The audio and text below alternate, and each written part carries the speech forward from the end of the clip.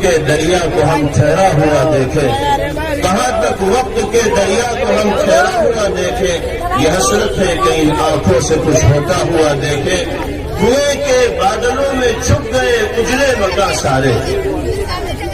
ہمیں اور آپ کو کم ہمت ہونے کی ضرورت نہیں، کوئی ہمارے ساتھ آ رہا ہے یا نہیں آ رہا ہے اس کی بھی ہمیں پرواہ کرنے کی ضرورت نہیں۔ ہم اور آپ اپنے مالک ہیں،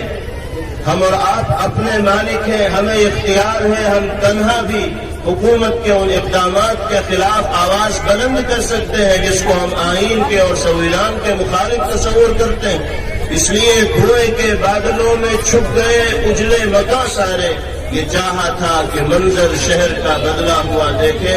ہماری بے حسی پہ رونے والا بھی نہیں کوئی، ہماری بے حسی پہ رونے والا بھی نہیں کوئی، چلو جلدی چلو پھر شہر کو جلتا ہوا دیکھیں۔ سبسکرائب کریں ہمارا چینل التذکیر اور ویڈیو کو سب سے پہلے دیکھنے کے لیے دبائیں بیل آئیکن۔ میں کس کے نام لکھوں جو علم گزر رہے ہیں، میرے شہر جل رہے ہیں، میرے لوگ مر رہے ہیں۔ کبھی رحمتیں تھی نازل اسی خطے زمیں پر، کبھی رحمتیں تھی نازل اسی خطے زمیں پر، وہی خطے زمیں ہے کہ عذاب اتر رہے ہیں۔ کوئی اور تو نہیں ہے بس خنجر آزمائی، کوئی اور تو نہیں ہے بس خنجر آزمائی، ہمیں قتل ہو رہے ہیں، ہمیں قتل کر رہے ہیں، ہمیں ہی مارا جا رہا ہے، ہمیں ہی نشانہ بنایا جا رہا ہے، اور جو مارنے والے ہیں نشانہ بنانے والے ہیں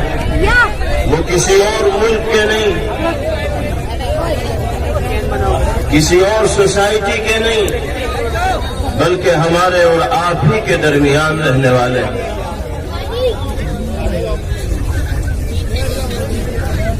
دیوبند کی اس تاریخی سرزمین کے عیدگاہ میدان میں شہریت ترمیمی قانون کے خلاف، NRC اور NPR کے خلاف جمعیت علماء ہند اور اپنے ضمیر کی آواز پر لبیک کہتے ہوئے بھاری تعداد میں تشریف لانے والے میرے محترم بزرگوں، بھائیوں، نوجوان ساتھیوں اور باغیرت ماؤں اور بہنوں، کن الفاظ کے ساتھ آپ کے جذبات کو سلامی دی جائے اور آپ کے ان ولولوں کی تعبیر کے لیے کن جملوں کا استعمال کیا جائے جس کا مظاہرہ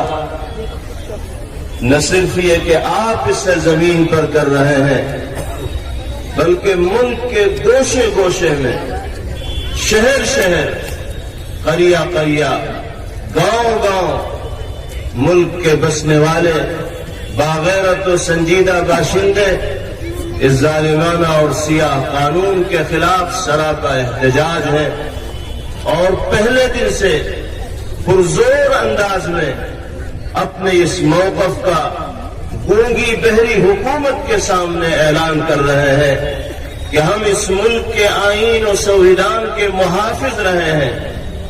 آج بھی اگر کوئی طاقت ملک کے آئین و سنویدھان کے ساتھ کھلواڑ کی کوشش کرے گی، ایسے قانون بنانے کی کوشش کرے گی جس سے ملک کے سنویدھان و آئین کو خطرہ ہوگا، تو مسلمان ہی نہیں بلکہ اس ملک کا ہر محب وطن شہری ان سنویدھان ویرودھیوں کے خلاف، ان آئین دشمنوں کے خلاف میدان عمل کے اندر آئے گا اور پرزور انداز میں مذمت کرے گا، اور پرامن طریقے سے ملک کے آئین اور سنویدھان کی حفاظت کے لیے عملی نمونہ ملک میں بسنے والے لوگوں کے سامنے پیش کرے گا۔ آج آپ حضرات نے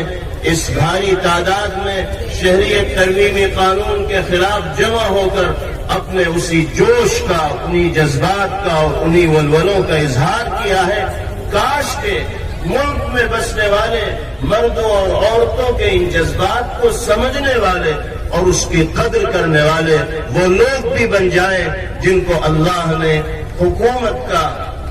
نظام چلانے کے لیے ہم سب کے اوپر اپنی حکمت کے اعتبار سے مسلط کرنا ہے۔ آپ جانتے ہیں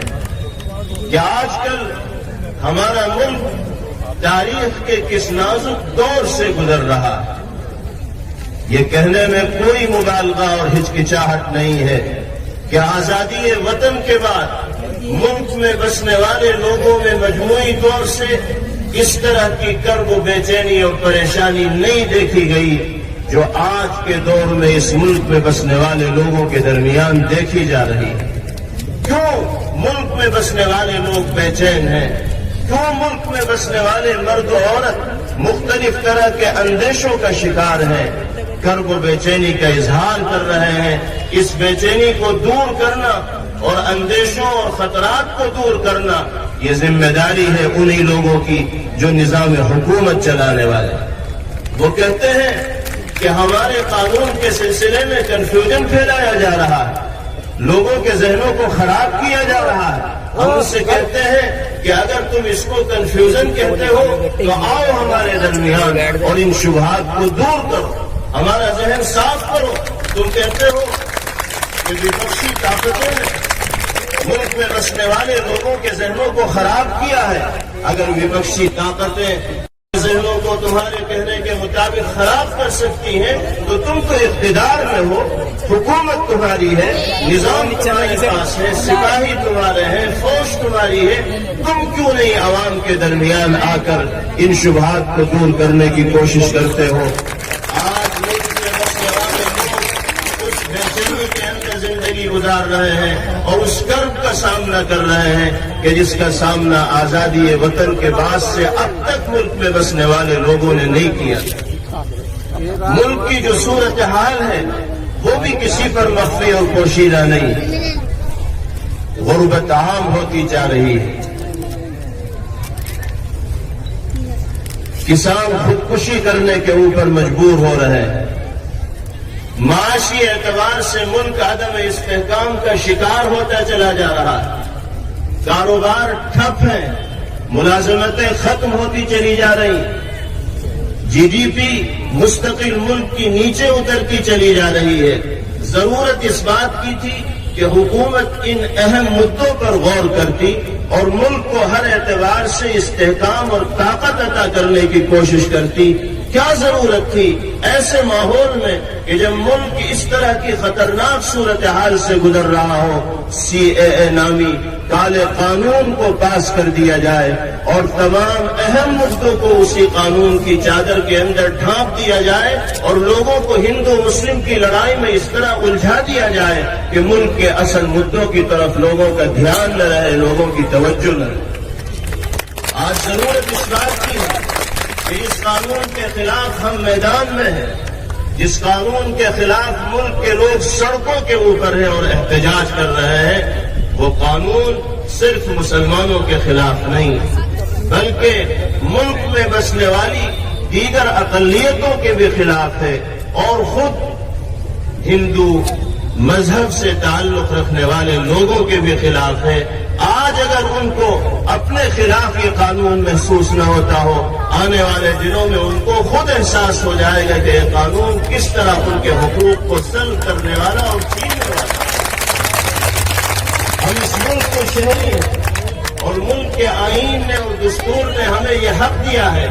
کہ ہم پرامن طریقے سے اپنے حقوق کو حاصل کرنے کی کوشش کریں۔ پرامن طریقے سے اگر حکومت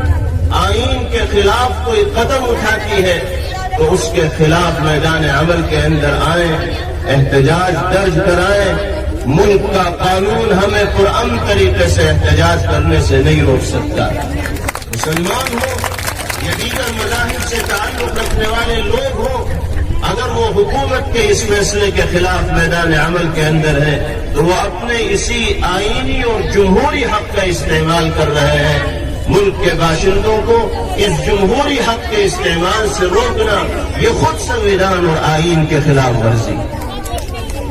ہم حکومت سے صاف لفظوں میں یہ کہہ دینا چاہتے ہیں کہ انگریزوں کی راہ پر چلنے کی کوشش مت کرو. اگرچہ تمہارا انگریزوں سے پرانا رشتہ ہے، ہمیں تاریخ یاد ہے اور تاریخ کی کتابوں کے پنے گواہ ہیں، اوراق گواہ ہیں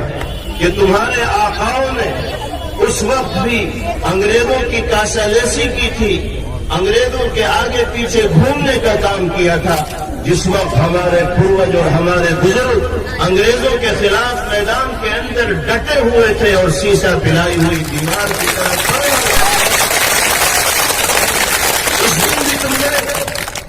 انگریزوں کی کاسالیسی کر رہے تھے اور انگریزوں کے شانہ بشانہ چل رہے تھے. ہمارے ہی بزرگ اور پروج تھے جو اس دن بھی انگریزوں سے لوہا لے رہے تھے. آج اگر تم اسی انگریز کی راہ پر چل کر ملک میں بسنے والے لوگوں کے ساتھ ناانصافی کا معاملہ کرو گے تو یاد رکھو، اگر تم انگریز کے راستے پر چلنے کے لیے تیار ہو تو ہم حضرت نانوتوی، حضرت شیخ الہند، حضرت مدنی اور سلطان ٹیپو شہید علیہ الرحمہ کے راستے پر چلنے کے لیے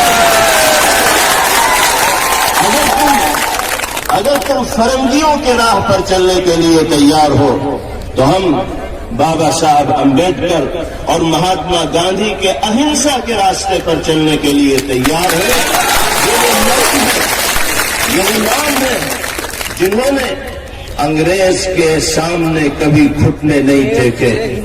انگریزی حکومت سے کبھی مرعوب نہیں ہوئے،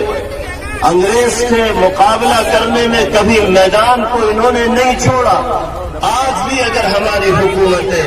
ان فرنگیوں اور انگریزوں کے راستے پر چلنے کی کوشش کریں گی تو ہم اپنے بزرگوں کے نام لیوا جن کا خون آج بھی ہماری رگوں کے اندر دوڑ رہا ہے، ہم ان کے خلاف بھی میدان عمل کے اندر آئیں گے اور ہمیں اللہ کی ذات سے امید ہے. ہمارے بزرگوں کو کامیابی ملی تھی، انشاءاللہ ہمیں اور آپ کو بھی کامیابی ملے گی. امید ہونے کی قطعاً کوئی ضرورت نہیں. اللہ کی ذات بہت بڑی ہے. اگر اللہ کی مدد شامل حال ہوگی، اللہ کا کرم اور فضل ہمارے ساتھ رہے گا تو دنیا کی کوئی طاقت ہمارا گال بیگا نہیں کر سکتی. اس ملک میں جو انگریز تھے ان انگریزوں نے بھی یہ اسکیم بنا لی تھی، یہ منصوبہ بنا لیا گیا تھا کہ اس ملک سے مسلمانوں کے وجود کو مٹا دیا جائے. مسلمانوں پر اور ملک میں بسنے والے لوگوں پر ایسے مظالم کیے جا رہے تھے کہ جن کا آواز نہیں آ رہی، میں ایسے مظالم کیے جا رہے تھے کہ جن کے تذکرے سے بھی رونگٹے کھڑے ہو جاتے ہیں. لیکن آپ جانتے ہیں کہ ان تمام تر مظالم کے باوجود، انگریزوں کے بچھائے ہوئے سارے جال کے باوجود، ساری سازشوں اور اسکیموں کے باوجود مسلمان آج بھی زندہ ہے اور پہلے سے زیادہ مضبوطی اور استحکام کے ساتھ زندہ ہے. انشاءاللہ اس ملک میں مسلمان زندہ رہے گا. مسلمان کا اس ملک کے ساتھ وہ اٹوٹ حصہ ہے کہ جس کو الگ نہیں کیا جا سکتا. مسلمان کا ہندوستان کے ساتھ وہ تعلق ہے، وہ رشتہ ہے کہ مسلمان کے بغیر دنیا کے نقشے پر بھارت بھارت کہے جانے کے لائق نہیں، ہندوستان ہندوستان کہے جانے کے لائق. اس لیے ان سخت حالات میں بھی ہم قطعاً مایوس اور نا امید نہیں ہیں. اب تک جو سازشیں دشمنوں کی طرف سے ہوئی ہیں اس سے 100 گنا زیادہ سازشیں بھی اگر ہمارے خلاف ہوں گی تو انشاءاللہ ہم زیر ہونے والے، شکست والے نہیں ہیں. ہم پرامن جدوجہد کے راستے پر چل رہے ہیں اور آخری دم تک چلتے رہیں گے. حکومت کو اگر اپنے بہومت کا نشہ ہے، اگر اکثریت کا نشہ ہے اور حکومت یہ سوچتی ہے کہ ہم اپنے اکثریت کے زون میں آ کر جو چاہے فیصلہ کر لیں تو حکومت یہ کان کھول کر سن لے کہ ایک بہومت تمہارا ہے اور ایک بہومت عوام کا ہے. عوام کا بھی بہومت ہوتا ہے ملک کے باشندوں کا بھی بہومت ہوتا ہے. اگر حکومت کو اپنے بہومت پر نشہ ہے اور غرور ہے تو ہم یہ سمجھتے ہیں کہ عوام کی اکثریت جب حکومتی فیصلوں کے سامنے حکومتی فیصلوں کے خلاف میدان عمل کے اندر آئے گی تو وہ ٹک نہیں پائے گی. اس لیے اس پرامن جدوجہد کو جو مختلف تنظیموں کی طرف سے، اسٹوڈنٹس یونین کی طرف سے، ماں اور بہنوں کی طرف سے اور ملک کے مختلف باشندوں کی طرف سے چلائی جا رہی ہے، ہمیں ان تمام تحریکوں کے ساتھ موومنٹ کے ساتھ اظہار یکجہتی کرنا، ان کے شانہ بشانہ چل کر اس پرامن جدوجہد کو مزید طاقت و قوت عطا کرنی ہے. لیکن تشدد کے راستے کو نہیں اپنانا ہے، قانون کو ہاتھ میں نہیں لینا ہے، بلکہ ہر اعتبار سے پرامن جدوجہد کے راستے کو اختیار کرنا ہے. اسی میں انشاءاللہ ہمیں کامیابی ملے گی. میں ایک بات اپنے بھائیوں سے خاص طور پر ذکر کرنا چاہتا ہوں کہ ٹھیک ہے، ہم نے اپنے مطالبات حکومت کے سامنے رکھے اور حکومت کی زیادتیوں کا اور ظلم کا ہم نے تذکرہ کیا، لیکن یاد رکھیے جب تک اللہ سے ہمارا رشتہ مضبوط اور مستحکم نہیں ہوگا اس وقت تک ہماری راہ آسان نہیں ہو پائے.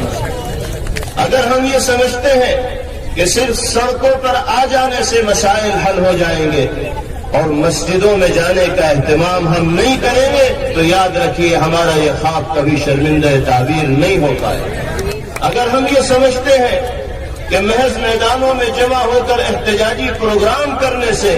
ہم حکومت کو زیر کرنے میں کامیاب ہو جائیں گے تو یاد رکھیے جب تک ہم اپنے سجدوں سے اللہ کی زمین کو آباد نہیں کریں گے اس وقت تک مالک کی مدد ہمارے شامل حال نہیں ہوگی. راتوں میں اٹھ کر جب تک ہم اللہ کو یاد کرنے والے، اس سے فریاد کرنے والے، اس کے سامنے رونے اور دھونے والے نہیں بنیں گے اس وقت تک معاملات حل نہیں ہوں گے. میں اپنے مسلمان بھائیوں سے بہت درد دل کے ساتھ یہ عرض کرنا چاہتا ہوں کہ ان تمام احتجاجات کے ساتھ ساتھ، ان تمام تحریکات میں شمولیت کے ساتھ ساتھ، پرامن جدوجہد کا حصہ بنے رہنے کے ساتھ ساتھ بنیادی ضرورت ہماری اور آپ کی یہ ہے کہ ہم اپنی دینی اور ایمانی ذمہ داریوں کو ادا کرنے والے بنے. ہمارے جو نوجوان بزرگ بھائی، مرد عورت، بھائی بہن یہاں موجود ہیں وہ یہاں سے یہ عزم کر کے جائیں، تہیہ کر کے جائیں کہ ایک وقت کی نماز ہماری نہیں چھوٹے گی. مرد مسجد کے اندر ادا کریں گے اور ہماری مائیں بہنیں گھروں کے اندر وقت پر نماز ادا کریں گے. کتاب کی تلاوت کا اہتمام ہوگا. لا الہ الا انت سبحانک انی کنت من الظالمین اس آیت کریمہ کا کثرت سے ورد کیا جائے گا. درود پاک کا نذرانہ ہماری زبانوں پر ہوگا. پھر دیکھیے اللہ کی مدد کیسے شامل حال ہوتی ہے. میرا مالک وعدہ کرتا ہے ان تنصروا اللہ ینصرکم وَيُثَبِّتْ أَقْدَامَكُمْ. اگر تم اللہ کی مدد کرو گے تو اللہ تمہاری مدد فرمائیں گے اور تمہارے پیروں کو جما دیں گے، تمہیں ثابت قدم فرمائیں گے. اور اللہ کی مدد کا مطلب اللہ کی راہ پر چلنا ہے، اللہ کے دین پر چلنا ہے، اللہ کے بتائے ہوئے نظام کے مطابق زندگی گزارنی ہے. کاش کے مسلمان بن کر اس دنیا کے اندر جینے لگے، مومن بن کر اس دنیا کے اندر جینے لگے. اللہ اس کی زبان میں وہ تاثیر پیدا فرمائیں گے، اس کے عمل کے اندر وہ قوت پیدا فرمائیں گے کہ پھر دنیا کی کوئی طاقت ترچھی نگاہ اس کے اوپر ڈالنے میں کامیاب نہیں ہو پائے. اللہ نے سچا پکا مومن مسلمان بنائے. میرے بھائیوں اور بہنوں یہ عزم و ارادہ لے کر ہمیں یہاں سے جانا. حکومت کی ناانصافیاں اپنی جگہ، خاص طور پر یو پی حکومت جس طرح کی ناانصافی کا معاملہ کر رہی ہے اور دوہرا رویہ یہاں بسنے والے لوگوں کے سلسلے میں اختیار کر رہی ہے وہ بہت ہی قابل مذمت ہے. ایک طرف پرامن انداز میں احتجاجی مارچ کرنے والوں کو روکا جاتا ہے تو دوسری طرف یو پی کے مختلف شہروں میں کالے قانون کی حمایت میں مارچ نکالے جاتے ہیں اور اس میں نفرت بھرے نعرے لگائے جاتے ہیں اور حکومت ان نفرت بھرے نعرے لگانے والوں پر کسی طرح کی کوئی قانونی کارروائی نہیں کرتی، ان کو گرفت میں نہیں لاتی، اس پر بندش نہیں لگاتی. اور ہم اور آپ اگر اپنے منہ پر ٹیپ باندھ کر بھی جاتے ہیں، اپنی بازوؤں پر کالی پٹیاں باندھ کر بھی جاتے ہیں، خاموش اور مون جلوس بھی نکالنا چاہتے ہیں، تو اس کے لیے ایڈمنسٹریشن پرمیشن دینے کو تیار نہیں ہوتا، اور وہ لوگ نفرت بھری زبان استعمال کریں تو ان کے لیے کوئی قانون نہیں۔ میں پوچھنا چاہتا ہوں یوپی حکومت سے کہ جو دفعہ 144 یوپی کے اندر نافذ کی گئی ہے، کیا وہ خاص کمیونٹی کے لیے کہ بس انہی کے اوپر بندش ہوگی، انہی پر رکاوٹ ہوگی، اور ان کے علاوہ کوئی بھی کسی طرح کی بھی حرکتیں کرے اس کو گرفت میں نہیں لیا جائے گا؟ یہ کون سا قانون ہے، یہ کون سا ادھیکار ہے جس کا استعمال گورنمنٹ اور حکومت کر رہی ہے؟ ہمیں پرزور انداز میں اس کی بھی مذمت کرنی چاہیے۔ میں آخر میں آپ حضرات کے جذبات کی پھر قدر کرتا ہوں اور اس عہد کے ساتھ رخصت ہوتا ہوں کہ پرامن جدوجہد کا یہ سلسلہ انشاءاللہ آگے بھی جاری رہے گا۔ اور ہمارے اکابر کی طرف سے مستقبل کے لیے جو لائحہ عمل ہمیں دیا جائے گا، اگلا جو اقدام ہوگا اس سے ہم آپ کو باخبر کریں گے انشاءاللہ۔ اگلے مرحلے میں اس اقدام کو عملی جامہ پہنایا جائے گا۔ پھر ہمت اور باعزم ہو کر اس تحریک کا حصہ بنے رہیے اور ان اشعار کو محفوظ رکھیے۔ کہاں تک وقت کے دریا کو ہم ٹھہرا ہوا دیکھیں، کہاں تک وقت کے دریا کو ہم ٹھہرا ہوا دیکھیں، یہ حسرت ہے کہ ان آنکھوں سے کچھ ہوتا ہوا دیکھیں۔ دھوئیں کے بادلوں میں چھپ گئے اجلے مکا سارے، ہمیں اور آپ کو کم ہمت ہونے کی ضرورت نہیں۔ کوئی ہمارے ساتھ آ رہا ہے یا نہیں آ رہا ہے اس کی بھی ہمیں پرواہ کرنے کی ضرورت نہیں۔ ہم اور آپ اپنے مالک ہیں، ہم اور آپ اپنے مالک ہیں، ہمیں اختیار ہے، ہم تنہا بھی حکومت کے ان اقدامات کے خلاف آواز بلند کر سکتے ہیں جس کو ہم آئین کے اور سنویدھان کے مخالف تصور کرتے ہیں۔ اس لیے دھوئیں کے بادلوں میں چھپ گئے اجلے مکا سارے، یہ چاہا تھا کہ منظر شہر کا بدلا ہوا دیکھے، ہماری بے حسی پہ رونے والا بھی نہیں کوئی، ہماری بے حسی پہ رونے والا بھی نہیں کوئی۔ چلو جلدی چلو پھر شہر کو جلتا ہوا دیکھیں، اگر کہیں آگ لگے گی تو ہم اس کی پرواہ نہیں کریں گے کہ کون ہمارے ساتھ آتا ہے اس آگ کو بجھانے کے لیے، ہم تنہا میدان میں اس آگ کو بجھانے کے لیے آئیں گے۔